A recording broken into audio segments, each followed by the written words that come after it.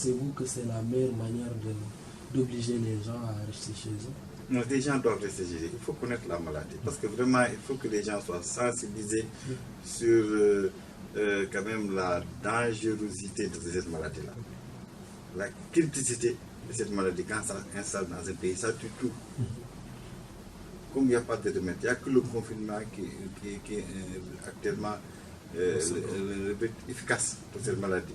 Il faut que les gens pensent à s'aider eux-mêmes, à aider le gouvernement, aider leurs prochains pour rester chez eux. Rester chez eux, c'est ça le problème. Donc les forces de l'ordre, quand même, il ne faut pas qu'on dise que tabasser. Les forces de l'ordre, quand même, c'est pas méchant. C'est pas méchant. C'est pas méchant parce que normalement on devait les arrêter et les amener au poste de police. Si vraiment on te pousse, on te donne tout pour partir, quand même c'est vraiment amical. Mais qu'est-ce que vous en dites, monsieur le ministre, par rapport aux gens qui disent qu'il faut aller même au-delà de 20 heures, c'est-à-dire 22 heures pour qu'on puisse s'arrêter parce qu'il y a des gens qui descendent à des heures un peu tardives? Non, voilà. Actuellement, tout ce qui n'est pas fondamental, tout ce qui n'est pas vraiment nécessaire, l'activité économique, tout ce qui n'est pas nécessaire, on doit l'arrêter. Les informations. Les gens doivent être confinés.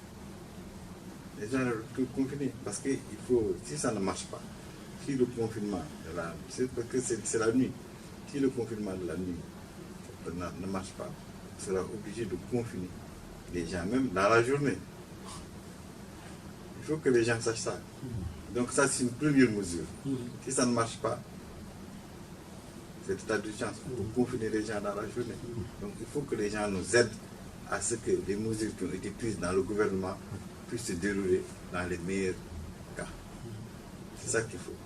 Mais par rapport à ce confinement aussi, est-ce qu'il ne devrait même pas avoir une mesure d'accompagnement par rapport à... Mais il y a une mesure d'accompagnement parce que vous avez vu, il y a un sur des budgets de 1000 milliards, là, 50 milliards qui ont été provisionnés pour aider quand même les gens qui sont dans le besoin, qui sont dans le souci alimentaire.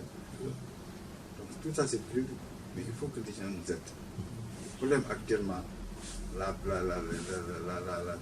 le premier besoin motivant, c'est de faire tout qu'il n'y ait plus d'expansion de la maladie. Il faut tout faire pour l'arrêter. Donc il faut que les gens nous aident en restant chez eux. Le meilleur moyen de lutter contre la maladie et le meilleur moyen de nous aider, d'aider le Sénégal, d'aider ton prochain, c'est de rester sur place, de ne pas participer à la chaîne de contamination. Vous pensez que cette somme de 50 milliards sera suffisante pour... Mais c'est une provision, parce que le président va prendre toutes les mesures adéquates pour aider la population et pour vraiment tuer. C'est une guerre. Et quand on dit guerre, c'est le président qui est vraiment le général, commandant en chef de cette guerre. Et toutes les mesures idoines pour être prises. Qui connaît Macky Sall, c'est que c'est un président pragmatique, c'est un président sérieux, c'est un président qui aime son peuple, c'est un président qui sait prendre des décisions et c'est un président qui sait appliquer des décisions. Il est ferme dans ses décisions. Vous avez vu la tonalité du discours montre que nous sommes dans une situation très difficile et que tout le monde, toute la nation unie autour du président devons lutter contre ce virus. Lutter efficacement contre ce virus, c'est vraiment respecter le confinement. Merci beaucoup. Merci à vous, monsieur le DG du TER, Abdoulaye Nessal. Donc, IRA TV vous remercie. Merci.